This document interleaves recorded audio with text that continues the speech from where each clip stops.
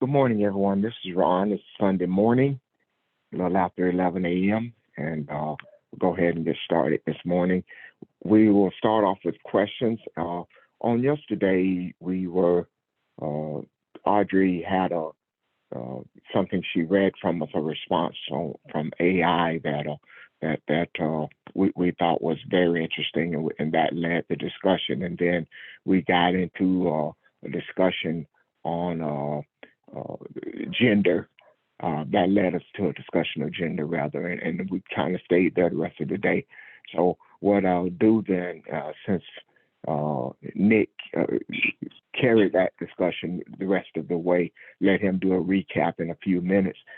But first, I just want to see if we had any questions. Anyone have any questions or concerns on anything they may have seen or wish to talk about?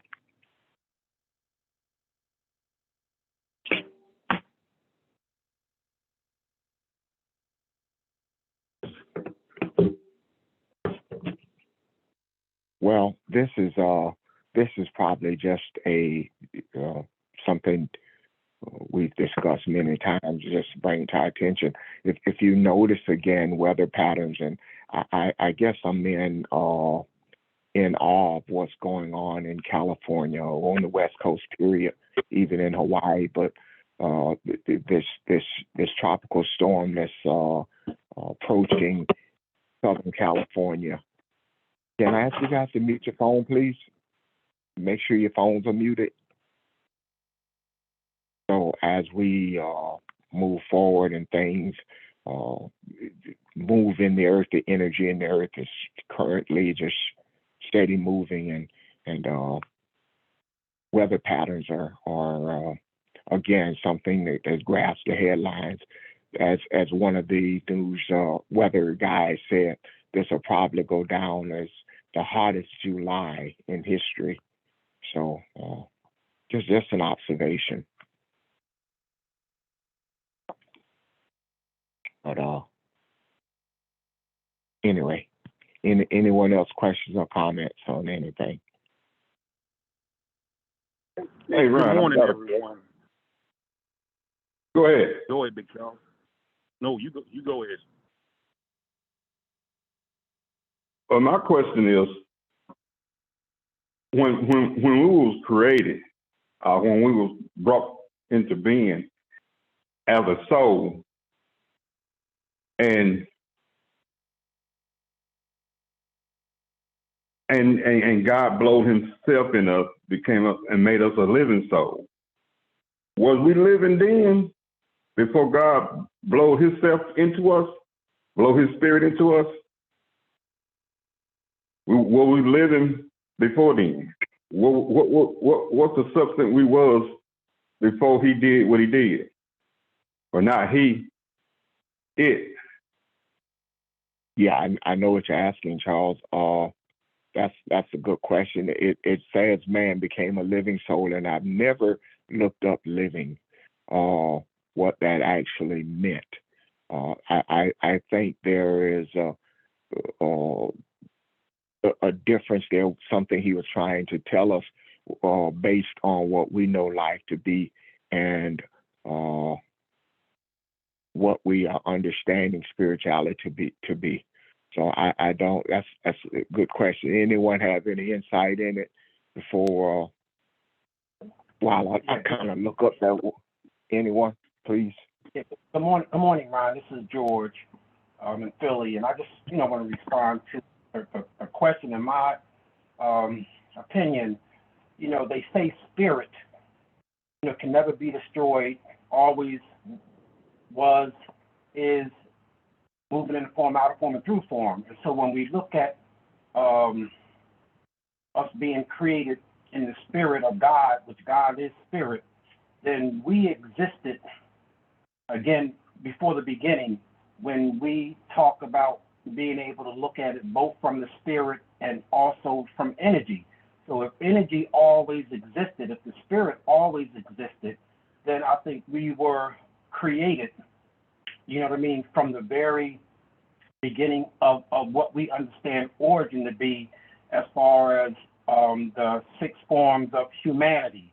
So again, I don't know if it exactly, Charles, answered your question, but I believe that we were created before we were even, the breath was breathed through our nostrils because of our spirituality, because of what was created before the beginning. That's just, again, my opinion.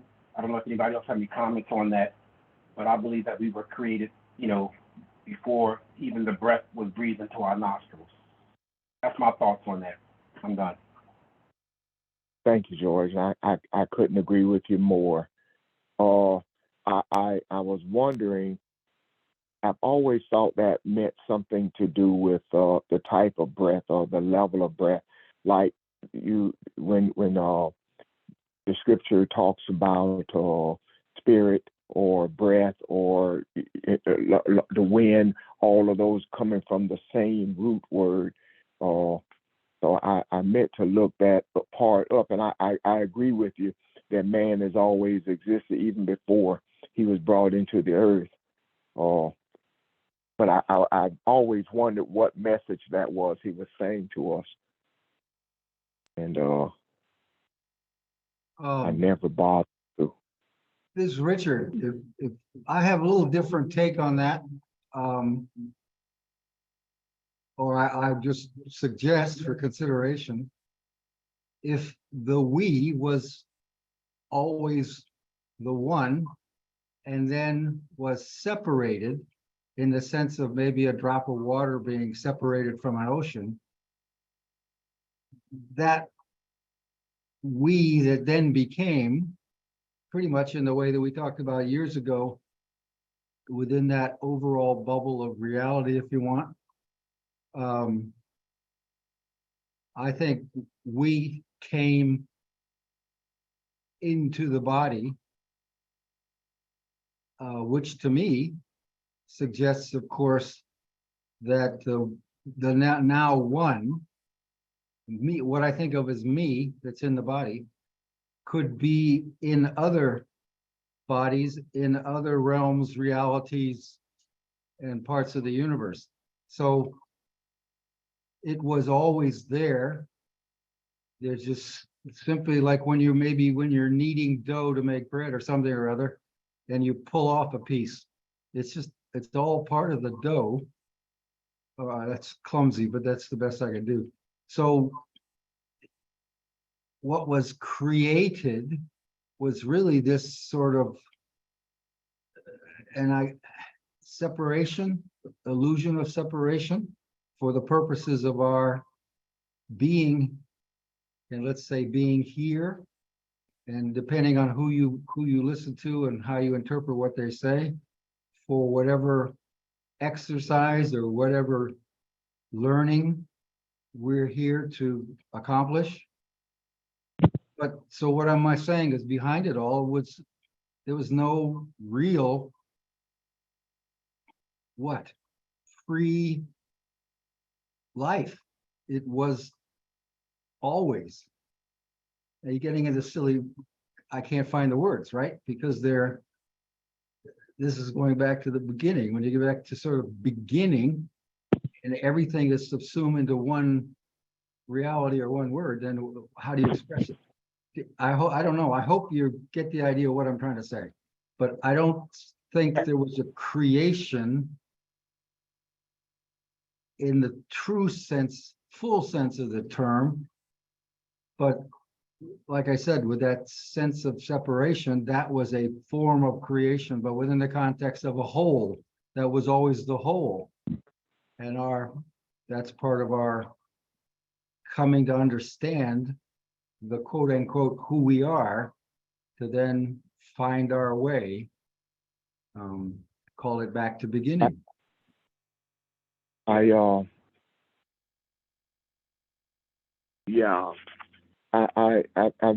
looked at this before, and I guess a combination of what you guys are saying as well. Living, I wonder, because I remember having this thought before. I wondered if that meant should have been translated as human, but and it would have been a good discussion, because I almost brought this up one Monday, and because Excuse me? What thought is that? I just got no. Okay, Charles asked a question about Genesis 2:7, and when God breathed in the man, he became a living being, and the word living, the word comes from Hebrew word shava, which talks about to be quickened, or to keep alive, or to save, or to be whole. So I'm wondering from what these words are saying, is this is what separated man from all of the animal kingdom. In other words, you became human. You became something living and breathing and needing food to survive. You became a thinking being. You became a reasoning being. You became something that was more than just physical flesh. And you became the creature in the earth that had the breath, that had the energy in him, and there was no other. That is the part that separated you from every other creature that lived. So I see it as something more, but that part, I just always wondered if that should have been human. But it's a good question. I never brought this up, but that's what the word means. What the word being, does it not mean soul? Yeah, it very well could. Yes, sir. So when it talks about breathing into his face, it talks about his countenance, if I remember correctly. So it's given spiritual life to the spiritual aspects of what is to be a human. Because at that point there was no flesh. It was still a spiritual entity. Can you see that? Yeah. So it was actually more so a story being told to inform man, the Adam, of what's in it, what it is. The dominant force, the dominant spiritual force is the soul itself, as opposed to the mind, the brain being the organ, the mind being the dominant force of the human in terms of physicality.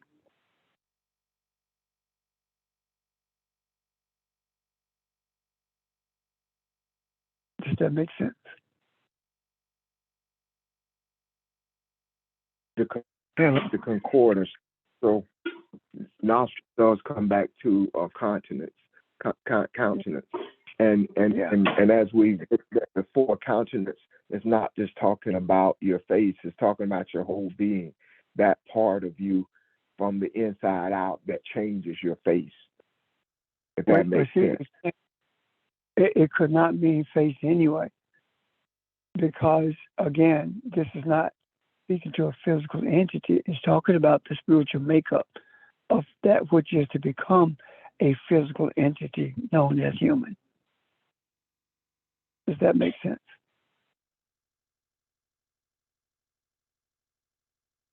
Hello? Yes. Good morning, everyone. And I hope what I'm saying contribute to the lesson. If it sounds confusing, I hope someone can clean it up for me. By way of the Creator breathing into Adam, my research has been stated that whenever we inhale in, our diaphragm takes on the shape of an L. So El and Elohim, there's some kind of relationship to that. And by the Creator breathing in me, he gives me, I'm not going to say the Creator gives the breath into me to develop whatever I need to survive. If it is a good work ethic, that was breathed into me. However, I did have to develop that. If breath is jealousy, and that is blown into me, I have to develop what my interpretation of jealous is, or an envious spirit. So that breath that was blown into me, whatever it is, I have to develop to give it a physical form. If you go ahead, Red. So let me speak to that, please. The idea of jealousy is an emotion, and the idea of work ethic is a physical thing. It speaks to the material world. When it talks about breathing into the countenance, this is a physical story. Would you mute your phone, please? This is a physical story that speaks to a spiritual reality. When it talks about, please mute your phone, or check your phones to make sure they're muted. Thank you. When it talks about breathing in the face or into the countenance, it's not breathing in anything as into a vessel. Keep in mind that we are not physical at all. We are spiritual, which means that we are breath itself.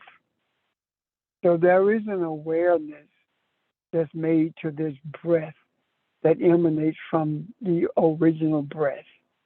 And that which gives us this awareness is our soul. The soul was brought into existence for the purpose of being housed in this physical cavity, grave, whatever you want to call it, that we call a body. And that in itself is energy. Therefore, when it talks about breathing into the countenance, it's simply is speaking to bringing into existence a thing that is like the thing that exists, because the Creator does not breathe. The Creator is breath. We do not breathe, we are breath. The body needs that constant flow of breath, of that constant flow of our presence in order to survive. And the exhaling from this body gives life to the trees, the carbon dioxide, and it converts back into breath itself, whether it's breath, spirit, wind, air, all of those are exactly the same things. So when it talks about this in Genesis, it's not talking about breathing into a cavity, because that the breath, the spirit itself, was encapsulated in a body in the 3rd chapter of Genesis, when it talks about putting flesh around this spiritual entity. So it is like, if you can envision it, it is like air being in a building, and you build air being in a space rather, and you build 4 walls around it and put a roof on it. Now that air that was in that space, you have captured it. So the building itself is not the spirit, it's not the air, it is what surrounds it. In our case in particular, this physical body was actually formed and put in our midst because our spiritual essence exceeds this cavity called a body. And it is much larger than this cavity that's called the body. Therefore, when we talk about the breathing, we also talk about the energy flow off that breath. And the brain itself is given energy for the express purpose of man being able to think as an independent entity. And being able to think as an independent entity is what also gives it choices about the emotions that he's going to exhibit and how he's going to respond to them. The equivalent of soul in a physical sense is brain or mind. So both of those function with energy. However, the soul functions entirely in a divine manner. And the brain or the mind, the brain is the house of the mind. And the mind functions in a material way. And that is the reason it's so difficult for us to deal with our doubt, etc., because our mind functions based on our eyes. Our soul functions based on our eye. And we are so conditioned to function based upon what we see until it is difficult for us to function based upon what we see with the eye. Therefore, the emotions are being controlled by the eyes as opposed to being tempered by the eye. I hope that makes sense. Any questions about that, or is that clear? It's clear, yeah. Okay, George. And thank you for yielding to me, Mr. Charles. I still stand on what I stated. However, I do appreciate your interpretation of what I said, and the part that you said that. I'm not trying to get you to abandon where you stand. But what I am trying to get you to do is understand the spiritual significance of what we're talking about. I would never. Let me finish, please. I would never solicit you to abandon something that you stand on.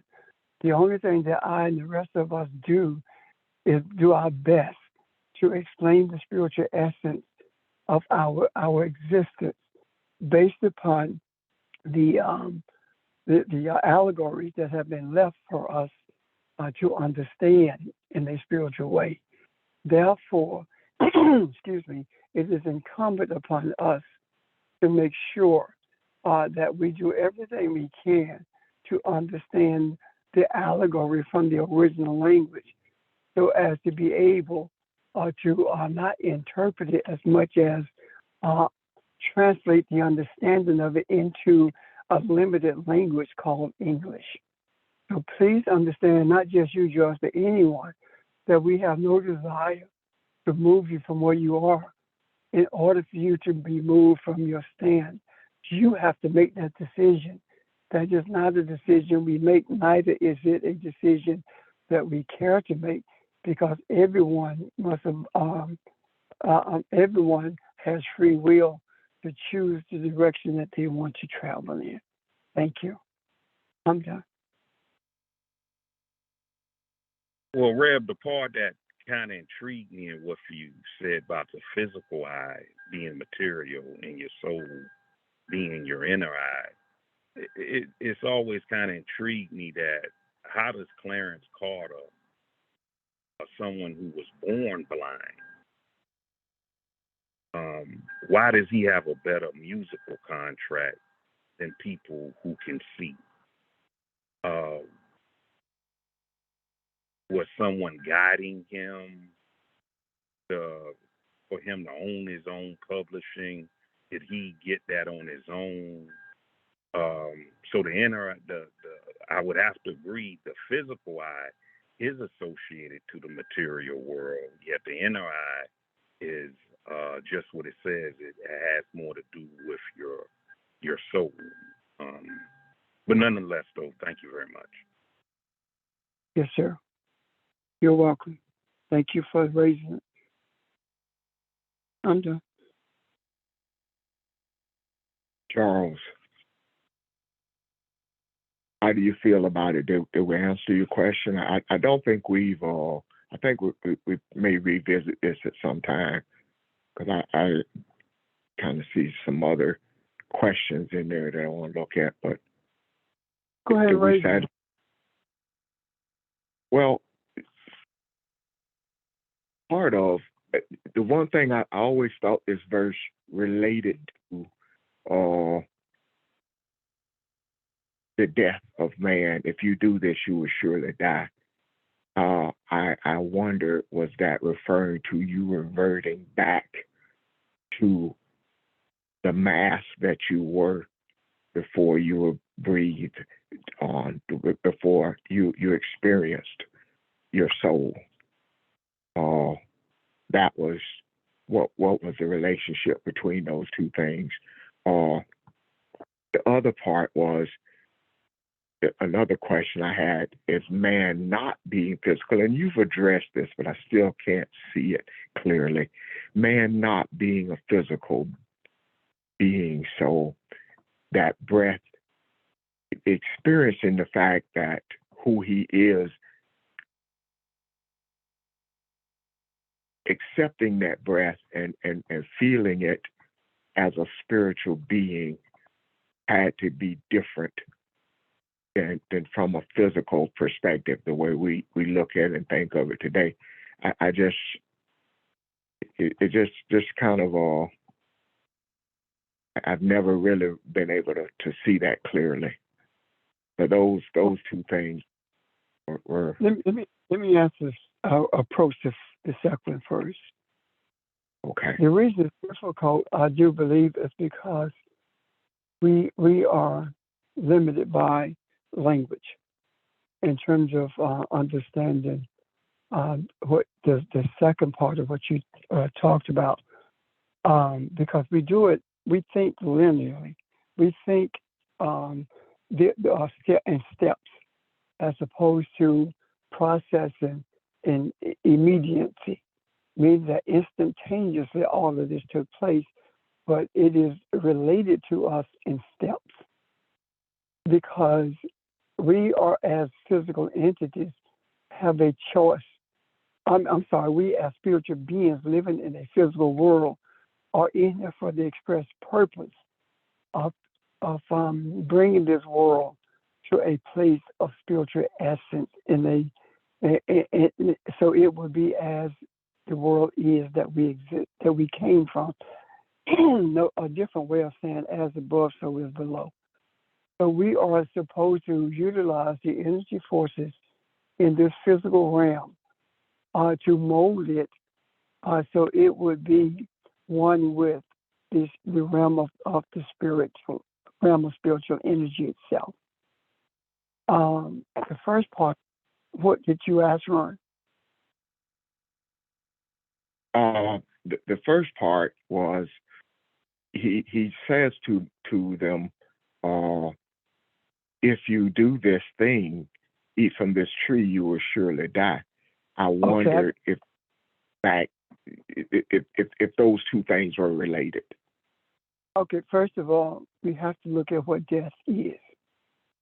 What does it mean to die? We are dead now, in the sense of the scriptures. We call death the cessation of the end of inhabiting this body. That's what we call death. The scripture does not call death, does not see death as we see it. The death is when we embrace the dysfunctionality of our essence, meaning the tree of knowledge of good and evil, wobbling between the two, or ebb and flow between the good and the evil, or the ripe and unripened. That in itself is death. Life is a constant constantly embracing the spiritual energy force that we are, meaning that a fully embracing of our divinity is life itself, and anything less than fully embracing our identity is death. It's the sure, thou shalt surely die. Why do I say that? Because when the entity embraced dysfunctionality, meaning rightness and unrightness, when the entity embraced that, it is at that point that the entities cease to be able to continuously communicate with and be one with what it was brought into existence to be. Not only that, but this entity also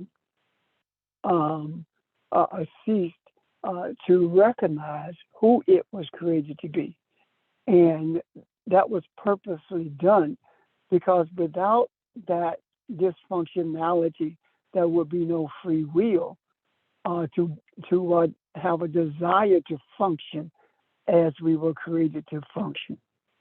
Now, when we always talk about when you know better, you do better, which is another way of saying when we learn what divine functionality is, the expectation is for us to function divinely.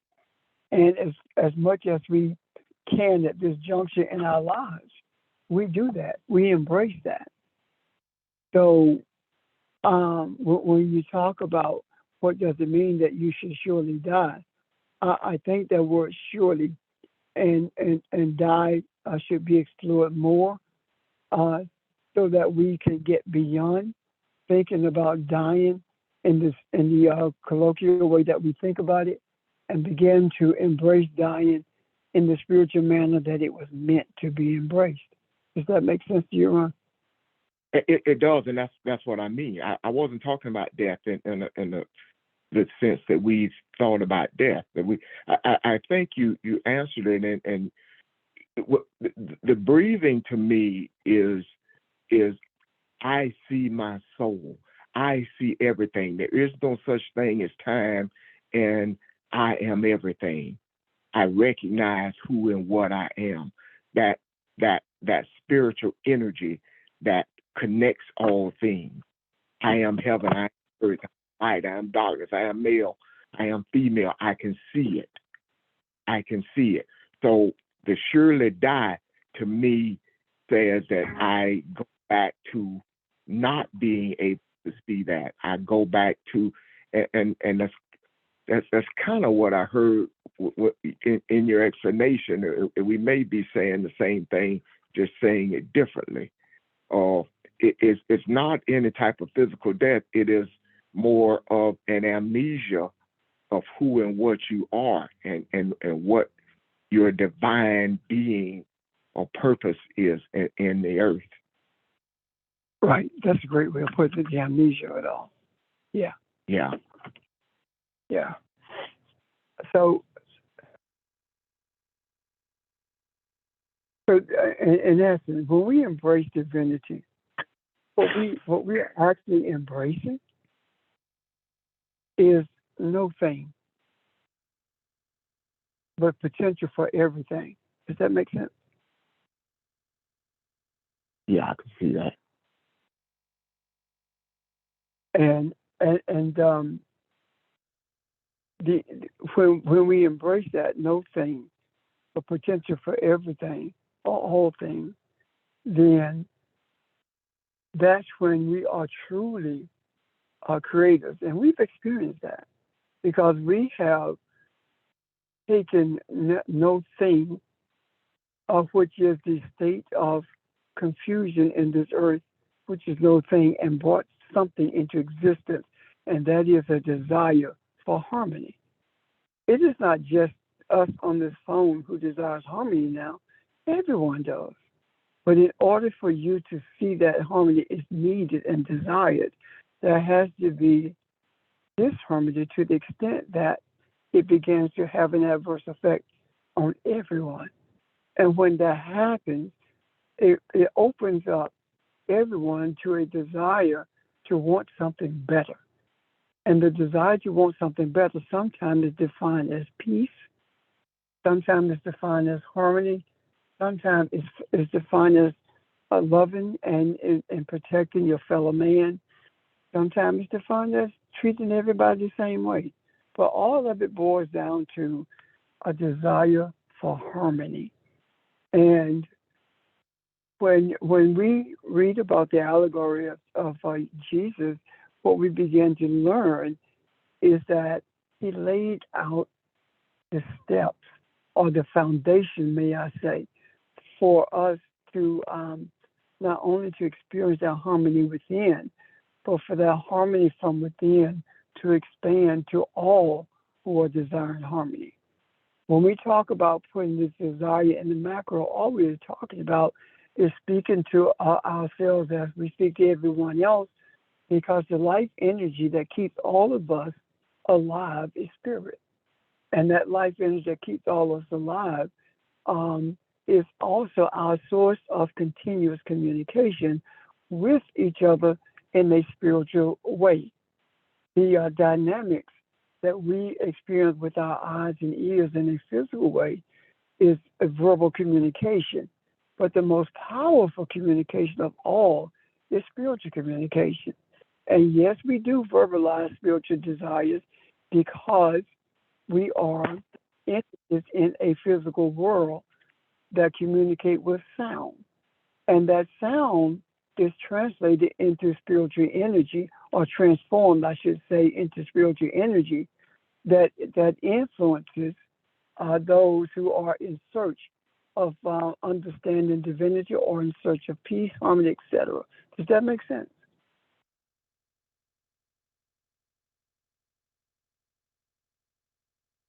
If you're talking, Yes. I can't hear you. Yeah, it does to me. Does that make sense, guys? Questions or comments?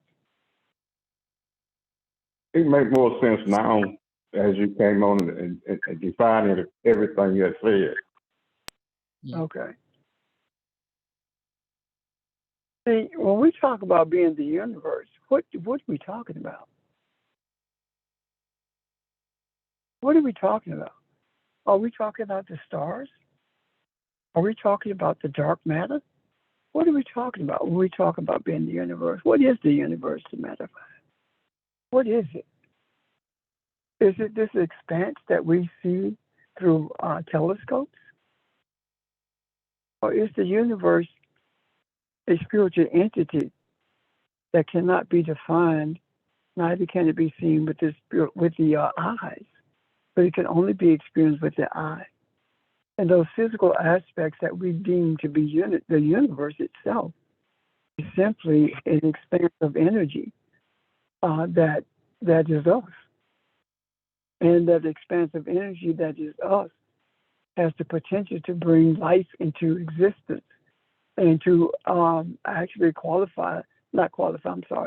actually take this life that is already in existence and transform it into life energy that is one with its creator, meaning that we are capable of functioning in these physical bodies as divine beings. And that was shown to us in the allegory about Jesus after the resurrection. We are capable of being exactly that. So when we talk about being the universe, that means that we are everything and nothing at the same time, or no thing at the same time. Does that make sense? Is there clear questions about that? And someone else, please chime in to if you can see what I'm making every effort to say.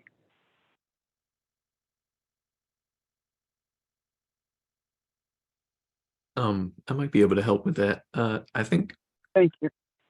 when I think of the idea that we are the universe, spiritually speaking, I think of our connection to the infinite possibilities of experience, as well as the infinite availability of knowledge and information concerning the nature of what this reality is, that is enfolded within us, because we are a product or a creation of the universe, which is itself a manifestation of the creator. So I think of it like when you want to use the Bible verse we refer to a lot, know ye that you are gods. All of us are divine beings that are products of the creator, and an extension of the creator into physical creation. And we have access to all the same things as a result of what we are. And that's what I think of. Thank you. Anyone else? I have a question then. So we're the universe. Are we also the black hole? We are everything. There is no black hole without us. And If you will, define what the black hole is so I get a better understanding. the black hole is energy. It's a swirling energy source. And the way I see it from the scriptures is that when the darkness covered the deep, when the black hole itself is the energy source that light that swallows light, it does not escape from it. That says to me that wisdom holds enlightenment, holds understanding within its bounds, and it can only be released when you become, or when you embrace rather the divine reality that you are wisdom itself, and the wisdom itself is capable of seeing the light that it has encapsulated, and when it sees that light, it is able to utilize it for the express purpose of bringing others to the place of understanding that they too are this dark energy source of wisdom that bursts into this celestial place, life energy in a divine way. I hope that's not a word salad. No, so in the dark, in the black hole, or the light that you're talking about that's in the black hole, does it lead to the soul? Or, Like the soul? yeah. No. To see, this is the thing. We have been conditioned to think in increments or in parts or in separate ways. Your liver is not separate from your kidneys. All of it functions together. It's one entity. They take all these parts to make a whole. So there is no separation between the you and the soul. There is no separation between the you and the universe. No separation between the you and me. No separation between the you and your mom who's transitioned from this body. There's no separation in anything at all. It is the eyes and the mind that convinces us of the separateness. And because we see multiple cars moving on the road with multiple people in them, we have a tendency to believe, because of our mind and our eyes, that we are separate from all of those individuals in those individual vehicles, but we are not. Does that make sense? And someone may be able to help me explain it even better than that. I hope you will. Well, may I say this? So when we look at things with our eyes, that makes us see different, that we're different from each other. But the moment we see or we look through our eye, we're one. There's nothing but oneness. Does that make sense, what I'm saying? Yeah. Let me give you an example. Go ahead. Yeah, I wanted to add a little bit more onto the black hole specifically, but then also the general idea. To perceive things spiritually is what we talk about when we say, when we see with the eye, with the single eye or the third eye, pineal gland, etc. But truly, that is the spiritual, intuitive perception, as opposed to our more quantitative, physical, intellectual perception. And that is when you utilize that perception, which is, as we have said, the universe is a part of us and we are a part of it. It is enfolded within us. When you utilize that perception that is intuitive, that is from the single eye or the third eye, you can know what a thing is because you have identified what it is within the self, within your own spirit, as your spirit is a product of the universe and the creator. That said, to talk about the black hole specifically, I agree with this concept, and it's one of the things that you can find in the Law of One, and it's gets more into the sort of metaphysically dense material, but matter itself is a state of spirit, and all things are spirit, but matter itself also seeks reunification. And the most basic way that I believe the most sort of basic component of physical experience or physical matter seeks unification is what we call gravity. So gravity is kind of like the spiritual concept of the desire to return to a state of absolute unity as it is manifest purely sort of physically or materially in the material or the physical substance. So when we see a black hole, that is an example of a portion of the created universe that has, on at least a very physical level, sought to return to a state of absolute unification with itself, because this vast expanse of the universe is in some way an inversion of the unification of spirit, but it is an inversion of that unification for the purpose of helping us to recognize the necessity for unification and the necessity of returning to unity. And it's as we've kind of already spoken about, but that's just another way of thinking about it. It's like it shows you the opposite in order so that you seek the source of it, in a sense, if that makes sense. But as I was saying, physical matter desires unity, and the way in which it does it at the level of the sort of most basic physical substance is what we see as gravity. Now, the human being containing or possessing the living substance, the breath that was blown into us, seeks unity in a different way, but the destination is the same. The physical manifestation is not, if that makes sense. Because we, as spiritual beings that are distinct from the sort of nature of the physical substance, the matter itself, seek unity that looks different.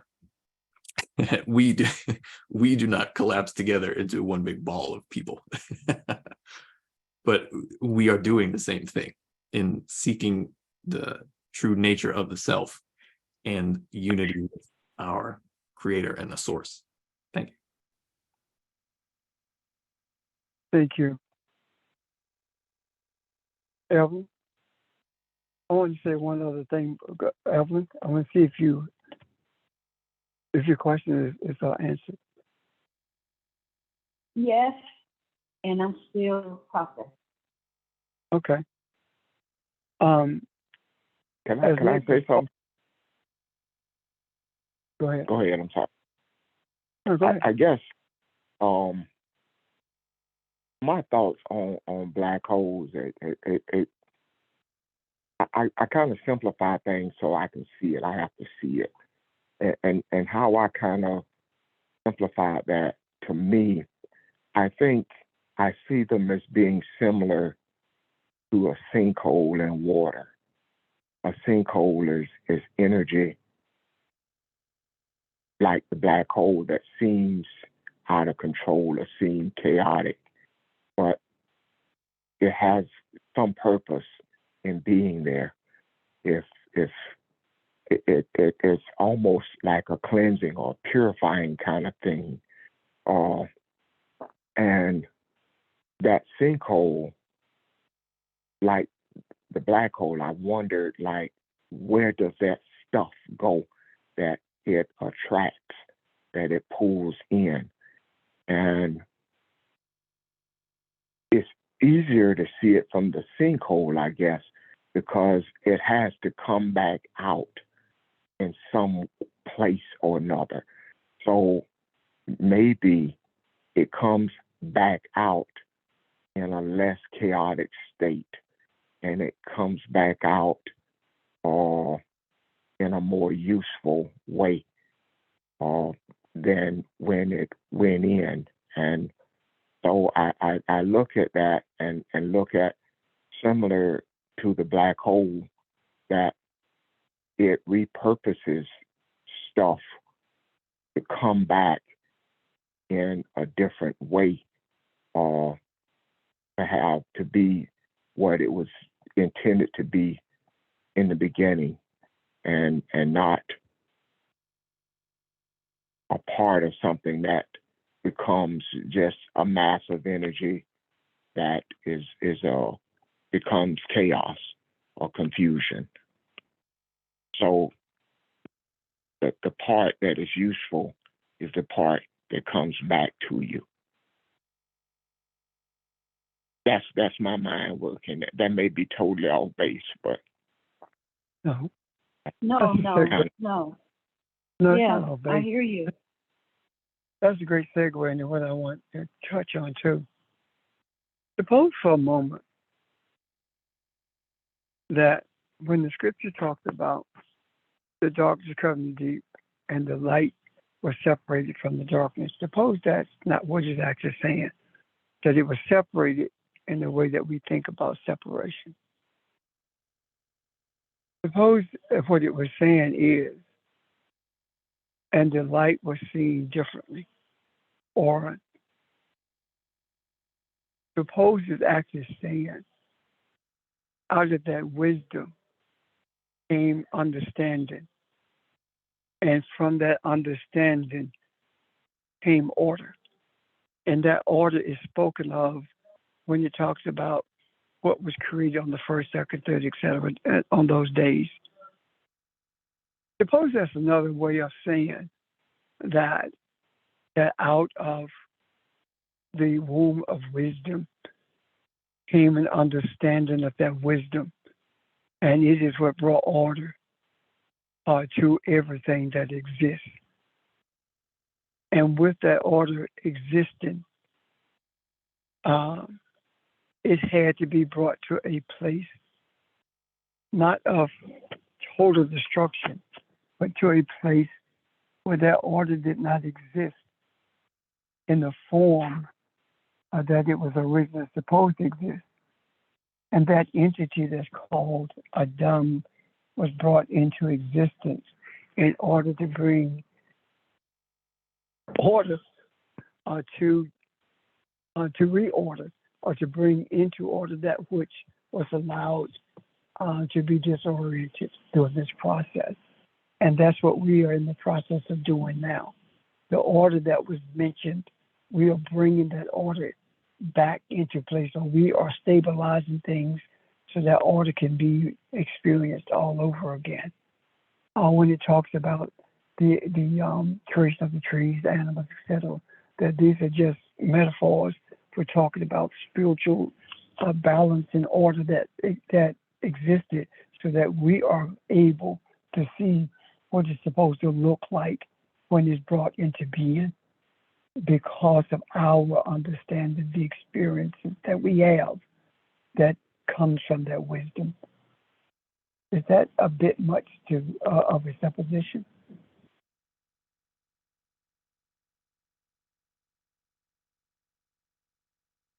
That was not rhetorical.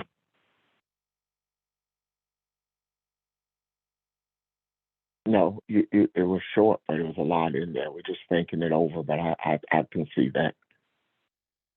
I see that very easily.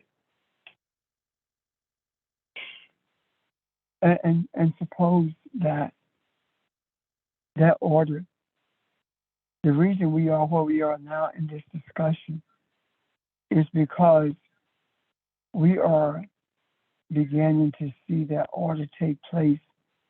Not simply, we see it in parts because of our mind, but we realize that everything happens at once because of the non-existence of time. Time only exists for the benefit of humans, for the material world and not the spiritual world. Suppose then that one of the major aspects of our experiences had to be, and this is just an example, not necessarily the whole of it, the totality of it all. Suppose that the verse that Audrey read yesterday, suppose that verse that was generated by AI is that glue that pulls all of this together in terms of bringing order to everything that is, so that harmony can be experienced in the hearts and minds of humanity, and more so the minds than the heart of humanity. Because quite frankly, the thing that verse dealt with is more detrimental to people than is race, if you really think about it, because it creates a greater sense of division than does anything else. Because the division of it comes from all places, all every nook and corner. Suppose that is that thing that we are experiencing that brings all of this into play, and that's the reason we began to see that this darkness that was separated from the light was not a separation, but it was more of an experience of what order looks like. And for those who were not on yesterday, if I could get a response to whether I'm just offering as a supposition, I would like also at the end of that, if not the onset, for Audrey to read that again if you are on, Audrey. First of all, maybe I should determine that. Audrey, are you on? Reb, wait a minute, George. Oh, George, no. Audrey, are you on? Okay, she's not. Anyone? She's here. Something might be wrong with her microphone though. I'll see if I can. Oh, okay. That article that I mean. Can you hear me now? I don't know. Yes, I would like to see if this makes sense that I'm saying, and then see if you would read that verse for the purpose of those who were not on yesterday. I tell you what, go ahead and read it, Audrey. It may help understand what I'm trying to say.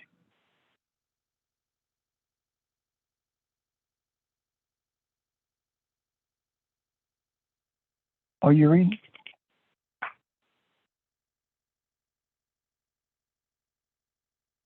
We can't hear you. At least I can't hear you anyway.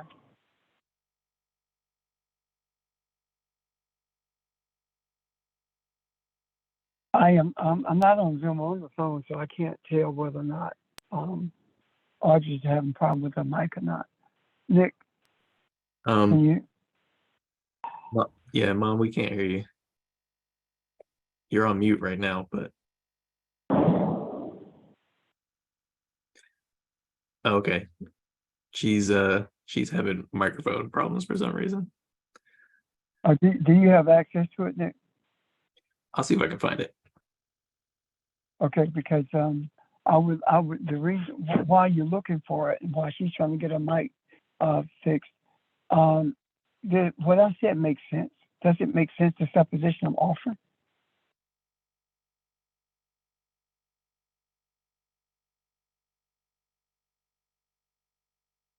I guess everybody's mic is. Yeah, it makes sense to me. Do I need to restate it? You want to restate it after she reads the article? Sure.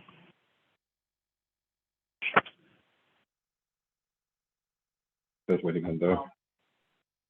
I got it. I can go ahead and read it. The article that was shared yesterday, I'll give some context for it, but it was related to the beginning of our discussion, which was about LGBTQ people and trans people and issues of gender and identity as it relates to how religion deals with these concepts versus how spirituality deals with these concepts. And the verse that my mom shared yesterday was generated by something called ChatGPT, which is just AI. Basically, it just takes, the best versions of the things take a bunch of input, in this case, Bible verses, and then it generates something new based on that input. So it based on the input of Bible verses. This verse is a newly generated verse about LGBTQ and trans people that the ChatGPT AI created. But the point of sort of sharing this is the nature of the verse itself and the attitude of the verses themselves, which are generated from sort of existing Bible passages. So let me read the verse itself. So this is the AI generated verse. Check and make sure your phone is muted.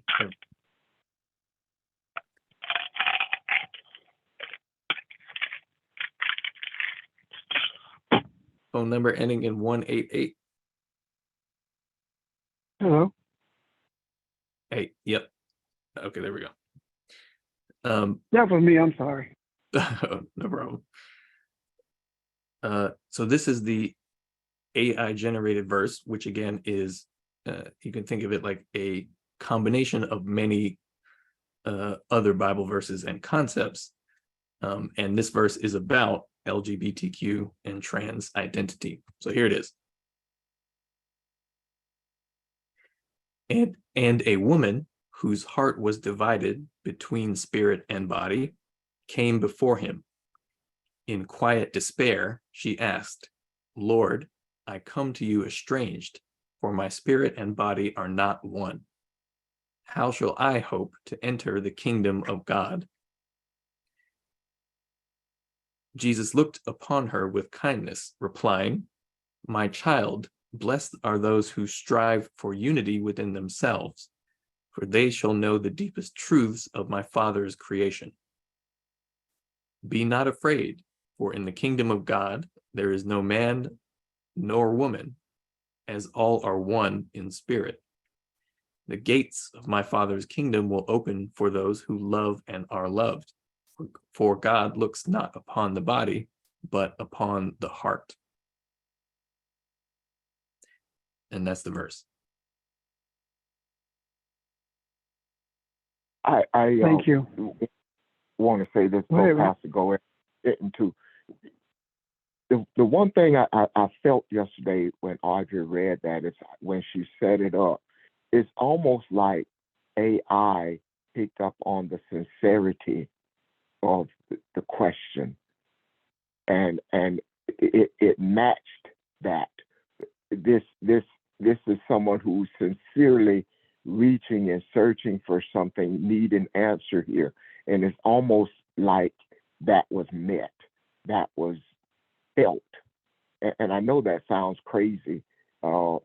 It just seems, the answer seems as sincere about giving the person the answer that the question was asked, at the same type of compassion that it was asked in, it was answered in, and that's what that really caught my interest, and I felt that again when Nick read it again today. Okay, thanks. Yesterday, before I reiterate what I was saying earlier, yesterday, but I was talking about one of the things that we talked about was this is a lot easier to influence a computer or AI than it is to influence the human mind. And I believe that because everything that influences AI is energy. And the human mind has opportunity to reject anything it wants to reject. However, whoever is the primary influence of the energy that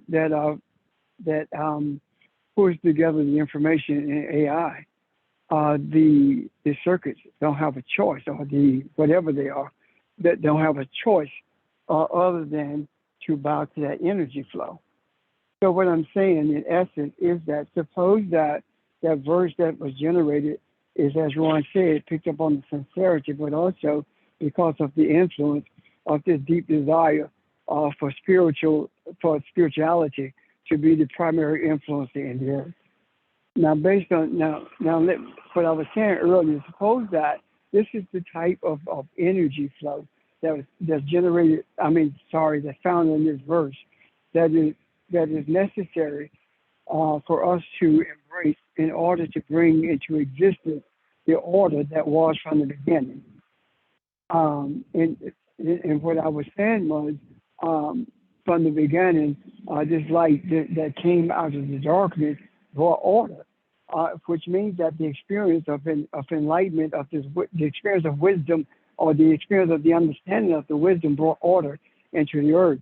And that order that was brought is far deeper than some trees and some rivers and some animals. The message is far deeper than that. The message is about the knowledge we desire, the experiences that we desire. Are they experiences to continue in a material world of chaos, or are they desires to bring this material chaotic world into alliance or into a sense of unicity with the divine spiritual essence of our being? Suppose that's what all of this is about, and suppose that this verse is simply a major part or one part of our desires that does not exist in the span of time, even though it appears as though we have these discussions every week. To suppose that this is simply an illusion of an experience that we have every week, but in reality, it is simply happening instantaneously in the now. And there is no passage of quote unquote time, but there is a creation by universal entities, a space in this physical realm for the existence of order itself. Does that make sense? I think so. When I read that verse, it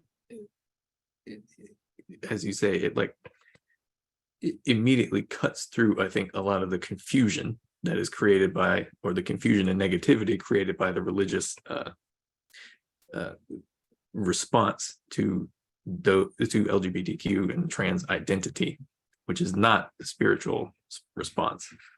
And I think even if it is sort of a reinterpretation through AI of existing Bible passages, influenced however so by the people who created the AI, I think it still, for some reason, resonates deeply to see that information in the form of a Bible verse, because that is how many of us have been indoctrinated. And so this is like a deprogramming, if you will, of that religious indoctrination.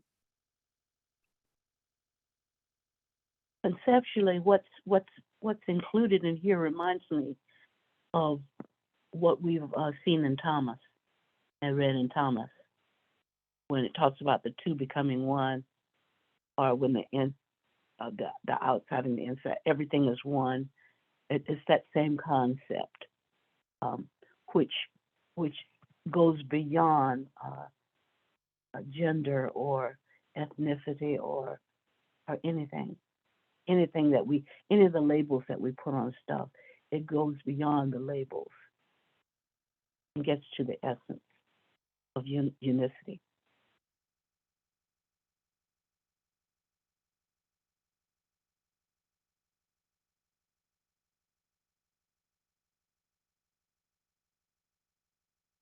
Anyway, thank you, Bob.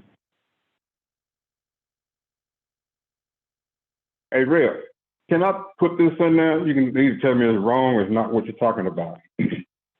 You remember when Jesus was at the table, he was, I don't know, he was eating or whatever, and this woman said, I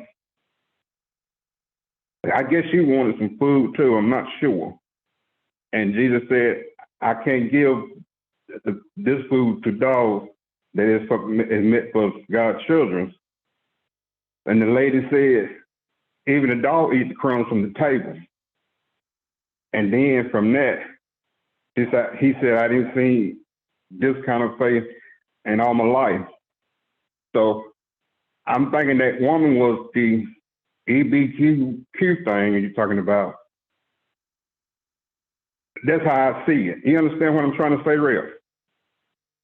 I understand what you're saying. What you're actually saying is that she represents those who are on the fringes and desire to have what's being offered. And religion has rejected her, just as Jesus is saying that this is for Israel.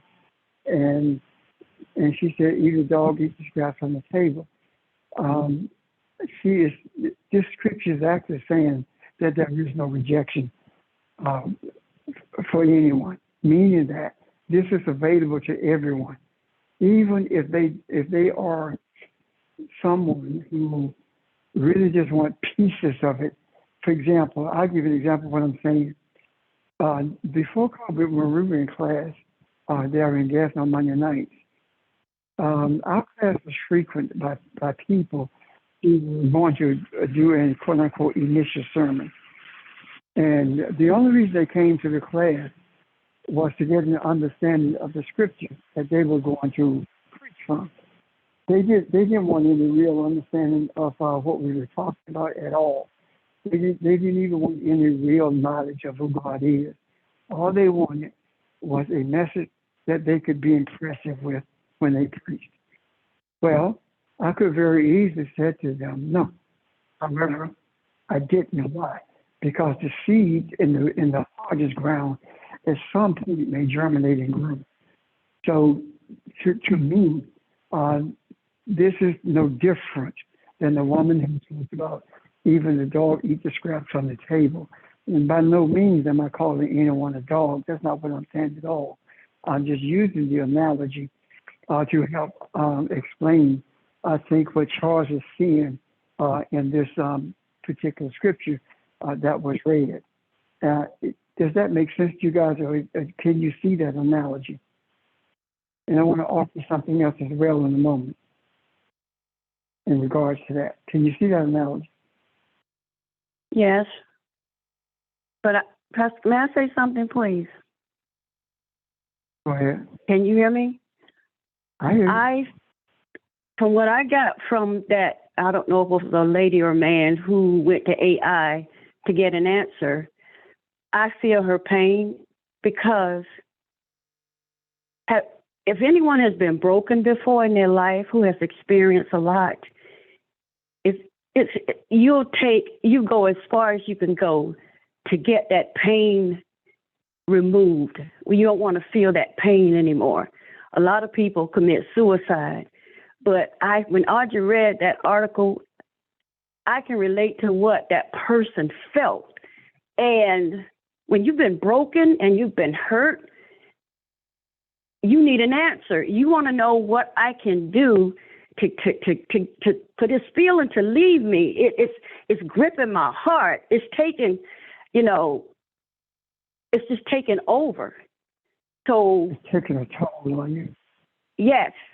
And I don't know if anybody else has felt like that before, but I can only speak for me. You want relief. You want pain because you done been hurt so many times. And you get tired of people hurting you. So I can relate to the measure that person took to go to AI to find an answer. That's all I wanted to say. If anyone has not been hurt to that degree, they must not be on the phone. But anyway, I agree with what you're saying. You just want the pain to stop. The other thing I was going to add to that is this. I received attacking someone is training that they're in. And in that diversity training, You're winning out, can you hear me? though. Yeah. Okay, let me get to a better spot. Okay. Right. Are you able to hear me now? Yes. Okay. What I was saying is, during the course of in that diversity training, they use a salad as an example of people, saying that in a salad there are different ingredients, and in that salad, those different ingredients are mixed together. You can taste each one of them distinctively, and that's how people are. We are a mixture of a salad, and those things that we bring culturally to the table, we do not come in order to be assimilated. We come together to be one with all of the other cultures that are assembled within the confines of the salad. And any part of it that's rejected, it is a loss to every other part because the flavor of the salad changes. Any part that seeks to integrate to make forced assimilation, the salad loses flavor, which means that mankind loses its sense of self and it loses its way on this journey. So what I'm saying in essence is this, whether it be LGBTQ community or whether it be females, whether it be those, the race, whatever it is, whether it be drug addicts, if we don't embrace people for who they are, then we lose that flavor. And I do believe that this AI verse simply is an example of humanity itself. And the Creator allowed it to be pulled from one of the groups that's most rejected by all groups on the face of this earth. Because whether it be women who are suffering from misogynistic attitudes, people who are suffering from racial attitudes, all of those, look, there are people within those groups who look harshly upon those who are in the LGBTQ community. So I'm saying that this is one of the hurts that is received at the hands, that is meted out rather at the hands of even those who are being hurt. So this is an opportunity, I do believe, for us to begin to experience this type of order, this type of harmony that we have been seeking after for quite some time. And I hope that makes sense to you guys, and I hope I didn't miss the point. I'm done. Thank you.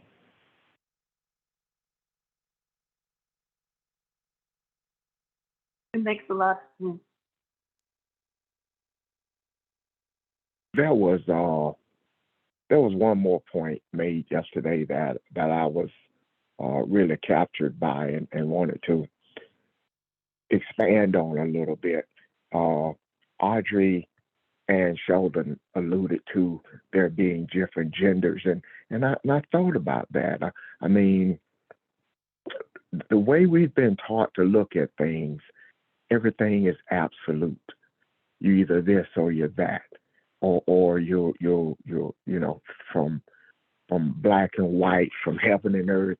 We don't see any coming together with anything. Everything is separated. And just listening at that and looking at things spiritually, what if there are as many genders as there is skin colors represented in the earth, different cultures? And so you find an array of people that represents everything that is feminine and masculine on every level of thought, of deed, and everything. And so what do we do to embrace that and to look at? That just kind of fascinated me to hear it, because that's not something that we've been taught, and it's not an easy thing to see. But from the discussions we've had over the years, I moved to the point where the open-mindedness, I can see anything. and that kind of intrigued me to talk about it and to see that. And so as we've talked about other things that have been controversial, if you will, that too I thought was something special to see. And so if anybody else has anything on that or any more thoughts on that, that's I thought was very interesting. I do. I believe very strongly that what we are talking about now with that generated verse, with what Sheldon talked about, and they argue about the different genders. I do believe that we are not on the precipice of harmony. We are in the midst of it. We are in the midst of harmony. We're in the midst of peace. I do believe that. It's like all we have to do is reach out and take a hold of it. All we have to do is wrap our arms around it, embrace it. All we have to do is trust that it's here. Why? Because as long as you're looking for something, you never see it. But the moment that you begin to embrace it, that's when you experience it. So yes, I do believe that. And I do think if Sheldon is on, it would be worthy for him to talk about what he did what he did talked about yesterday from the African source of the genders that he spoke of, and how it devolved into a hatred for people who exhibit different traits from different genders, and with us failing to see that all of the hatred and the discontentment is of a social construct. All of it is generated by people who themselves don't know who they are, uncomfortable with who they are, or engaged in something that they are ashamed of, as opposed to being able to embrace people based upon who they are. This harmony is here. We just embrace it. I'm done. Hello? Can y'all hear me? Yes. Oh, you can now. Okay. I don't know what happened. I didn't do anything to fix it. It just fixed itself.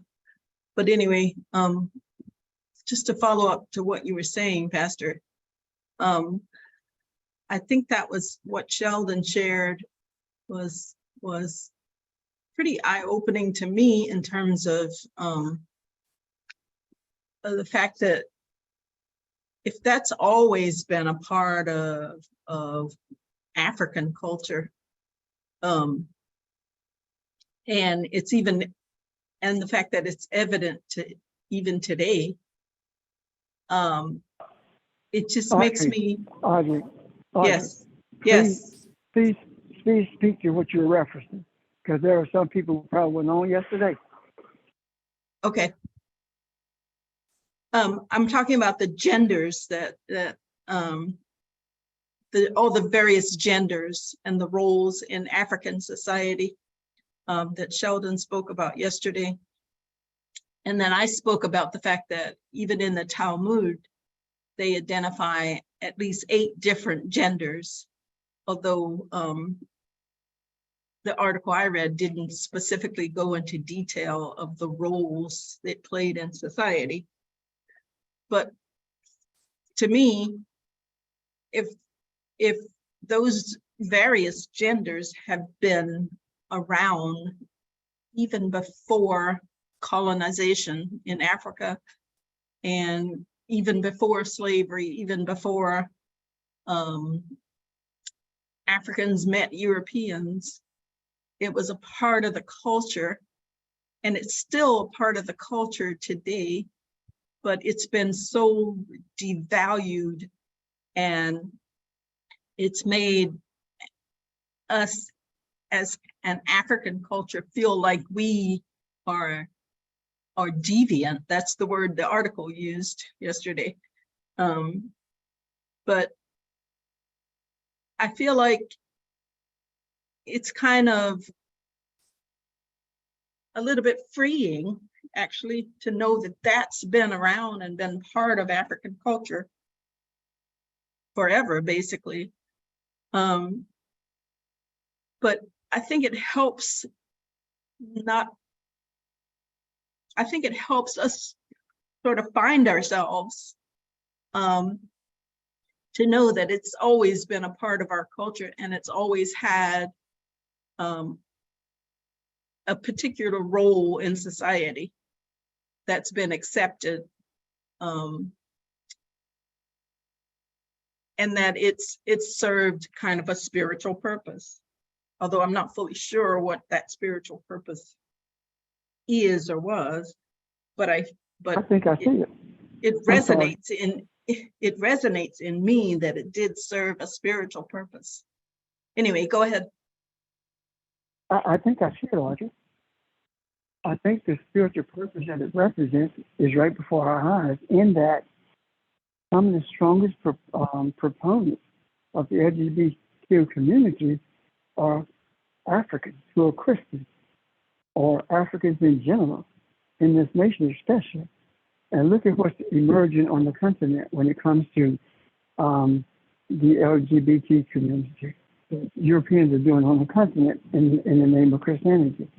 I think that, I don't think, I know that right now who we are correcting what was from the beginning. Because if this existed in Africa before any invasions or any interaction with those who sought to change everything that was African, i.e. Europeans, then if this is the case, then what we're actually being introduced to is the beginning of all of this. And if these identities is the beginning of all of what has been repugnant to people, then what we're being introduced to is a beginning, meaning that we have spoken to everything else that was not in existence from beginning, with the exception of this. And if this is it, then yes, I am correct in saying that we are in the midst of harmony, because we are at that place of beginning. I almost used the word ultimate because of what's being embraced and what you just stated. So I do see this as highly spiritual, being a highly spiritual understanding that's being revealed to us. Thank you. And the thing about it is, the thing I was thinking in my head is, we African Americans are always considered to be extra. Well, we've always been extra, so to speak. And it's a good thing. It's a really good thing. It's a powerful spiritual thing. That's who we are.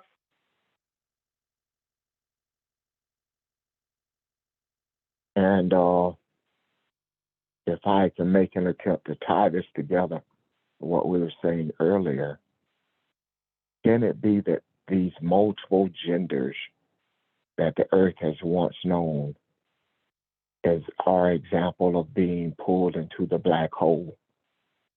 Black hole operates on a vacuum, and the vacuum could be, in this instance, a suspension of time until the earth was ready to receive this understanding, or mankind's thinking was restored to its original state. And as we represent that restoration, it is time to pull this out of the vacuum and repurpose it to the purpose that it was fully intended to be. So just thinking that this may be an example of what we were talking about earlier. I hope that kind of made sense. I think so. I think we're sort of collectively realizing that, as Pastor Richard was saying, the unity we seek is already available to us. And we have to sort of wrestle it from the confusion and the negativity that we see in the space. And in that sense, it's a bit like the black hole is like a physical manifestation of the desire to return to a state of absolute unity. And the fact that it doesn't have to take time, because all that doesn't mean anything in the place of absolute unity. There is no time. There is no, struggle. Yeah. So to speak. Yeah. There is only the recognition of what needs to be, and then embodying that thing.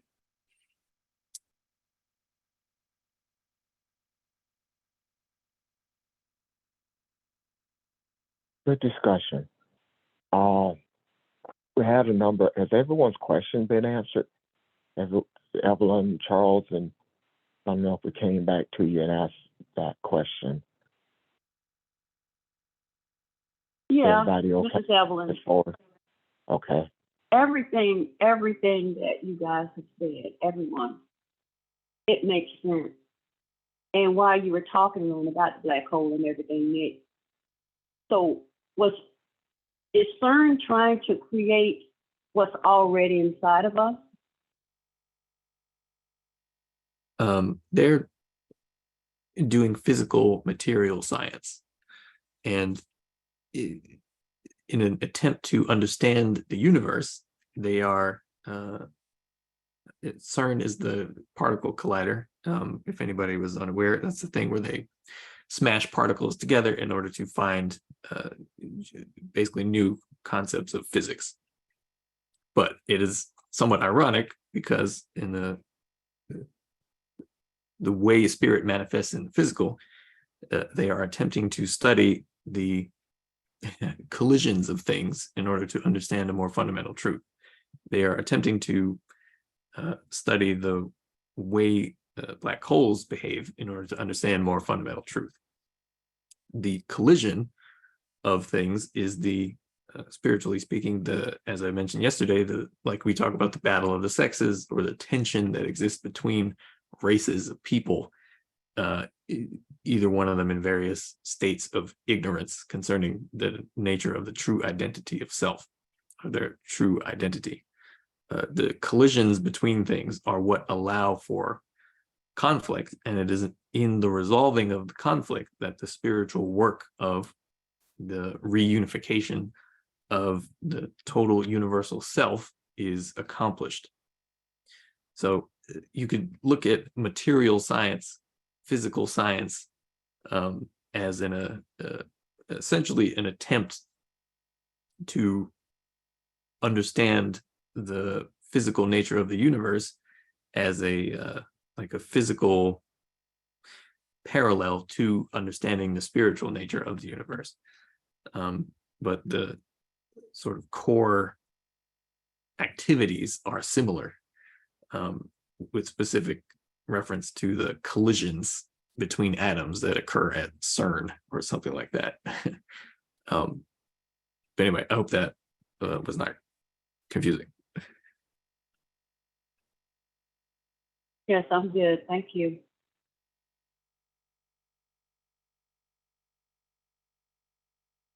Thank you. Really helped me too.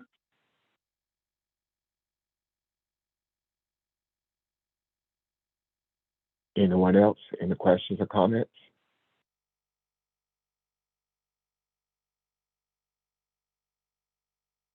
Good discussion. Thank you, everyone. Thank you. Questions and the comments and answers, and even your thoughts. Thank you. Good time to take a pause. Good place to take a pause, and we will ponder this and do what we do, and reconvene tomorrow evening. Okay. Hope everyone have a great day today. Thanks again, everyone. Everyone have a good one. Thank you. Thank you. Thank you. Have a great All day. right. Bye, everybody. Bye-bye. Bye-bye.